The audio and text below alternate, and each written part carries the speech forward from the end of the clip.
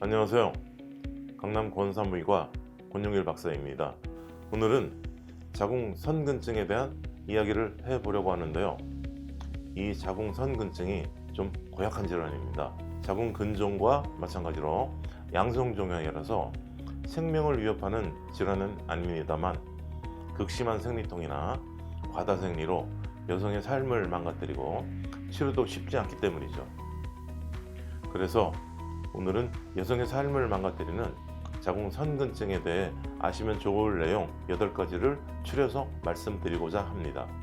자궁선근증에 대해 꼭 알아야 할 사항 첫 번째는 자궁선근증은 자궁내막에 있어야 할 자궁내막세포가 자궁의 근육층으로 들어가서 자궁을 부풀게 하고 딱딱해지게 만드는 질환입니다.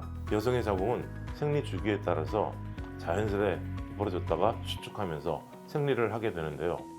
자궁선근증이 있으면 자궁벽이 부풀고 딱딱해지니까 이러한 자연스러운 이완과 수축에 지장을 받게 되죠. 그러다 보니 자궁이 마치 쥐가 난 것처럼 심한 생리통을 겪거나 과다생리가 생기게 되는 것이죠. 자궁선근증이 악화되어 발생하는 심한 생리통 같은 경우는 그 통증이 얼마나 심한지 생리 때마다 응급실 신세를 지는 분도 있을 정도입니다.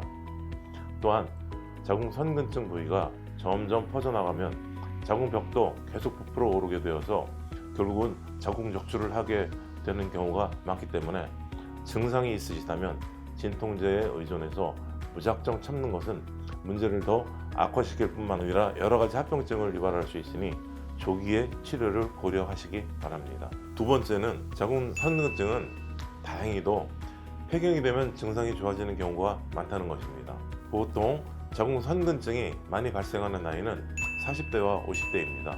따라서 폐경이 가깝거나 증상이 심하지 않고 자궁벽의 두께도 많이 두꺼워지지 않았다면 약으로 증상만 조절하면서 폐경을 기다려보는 것도 좋은 선택입니다. 예외적으로는 폐경이 되어도 이미 두꺼워진 자궁벽은 남아있기 때문에 질출혈이 계속되는 경우가 있는데 이런 경우는 치료를 받을 필요가 있겠습니다. 세 번째는 자궁선근증인 경우에 자궁근종과 혼동되어 오진될 가능성이 있다는 점입니다. 자궁근종이나 선근증 모두 거의 비슷한 증상을 가지고 있고 초음파 영상도 비슷하게 보이는 경우가 덜어 있기 때문입니다. 혹시 오랫동안 치료했는데도 결과가 좋지 않다면 다른 병원도 한번 가서 정밀 진단을 받아보시기를 권합니다.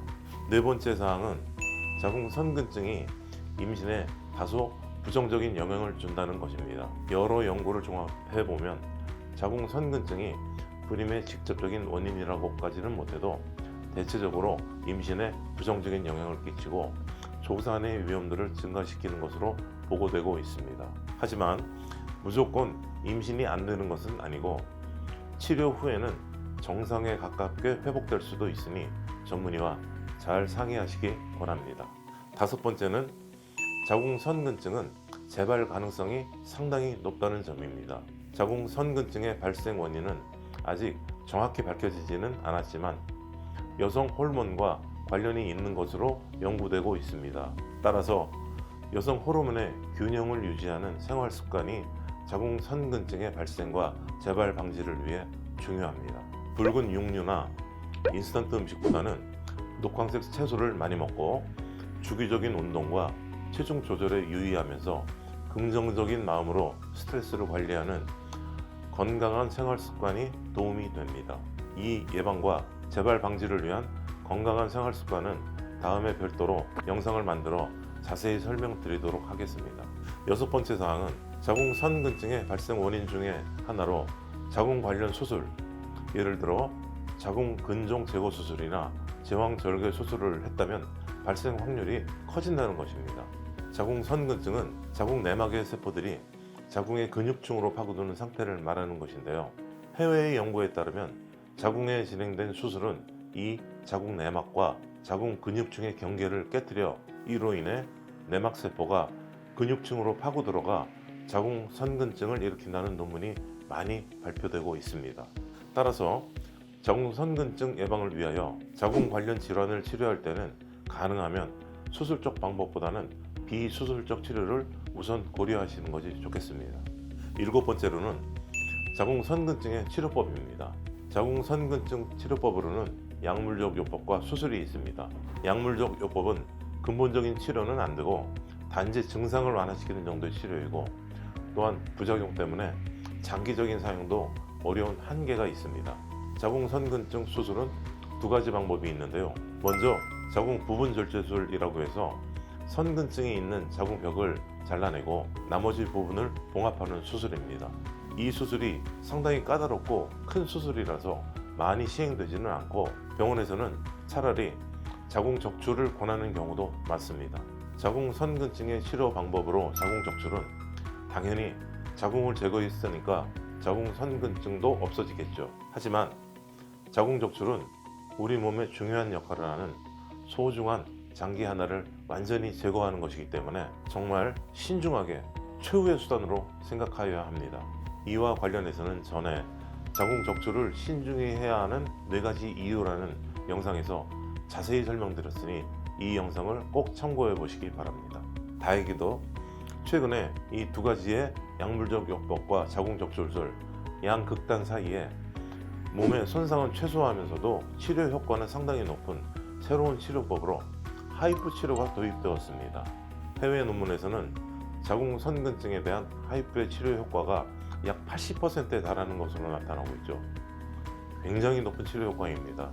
특히 저는 하이프 시술과 약 3달 정도의 짧은 호르몬 약물요법을 결합해서 치료를 하는데, 하이프만 시술했을 때보다 더 높은 치료 효과와 낮은 재발률을 보입니다. 하이프는 자궁 적출 외에는 답이 없던 자궁 선근증의 치료에 있어서 여성에게 굉장히 유익한 좋은 대안이라고 생각됩니다. 지난번 제가 하이프를 도입한 이유라는 동영상에서 치료 효과는 떨어지는 약물적 치료와 손상이 매우 큰 수술적 치료 사이에 빈 공간을 하이프가 잘 메울 수 있다는 말씀을 드린 적이 있는데요.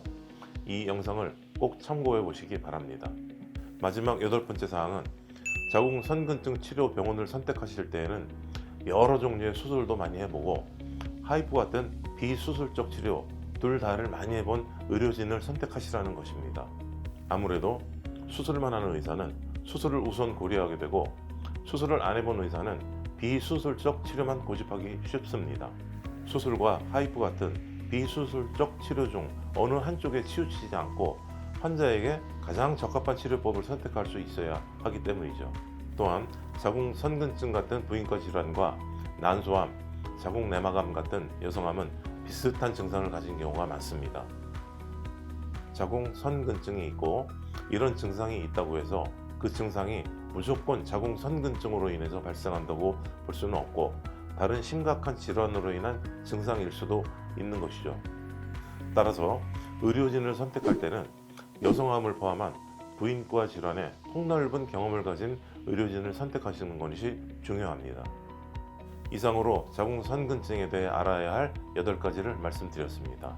이 중에서 자세한 설명이 필요하거나 댓글로 질문을 주시는 사항은 별도로 영상을 만들어 더 자세히 설명드리겠습니다. 감사합니다.